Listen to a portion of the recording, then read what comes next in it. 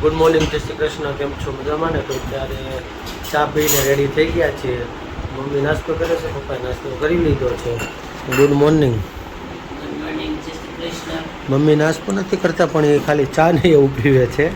એક ટાણા હાલે ને એટલે. Good morning. જય શ્રી કૃષ્ણ. પપ્પા જો થઈ ગયા છે તૈયાર જવા માટે ઓફિસે, તો એ જાય છે. અને ચાલો બીજા શું કરે છે જોઈએ.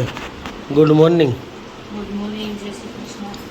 સોનલ રોટલીને એવું કંઈક કરે છે. ભાભી છે વાડામાં. Good morning. ગુડ મોર્નિંગ, જય શ્રી કૃષ્ણ. ભાભી અત્યારમાં વાડો સંભાળ્યો છે. ચાલો તો હવે જઈએ ઓફિસે અને મળી આવે સાંજે આવીને. અત્યારે 8 વાગી ગયા છે અને ઘરે પહોંચી ગયા છીએ. પણ તો ભાઈ તો સાયકલ ઓછી કરીને બેઠા છે. એવી રીતના હાંકવાની હોય? આવી રીતના તમારે કોઈ સાયકલ હાંકે છે કહેજો જરાક. હે પણ તો કાલે તમારે રજા છે? સારું ને, અમારે રજા છે. લે કાલ ને પરમ 2 દિવસ. તો ઋતુ અને અહીંયા જમાડે છે. ઋતુ શું કરશો? ખાશો? મમ્મમ છે? મમ્મમ છે? હે ચાલો આજે જોઈએ રસોઈની અંદર.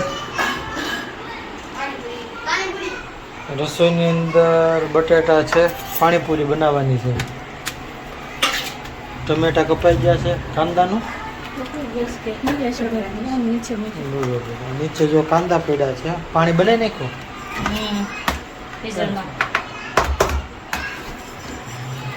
મસ્તીનું આ પાણી છે.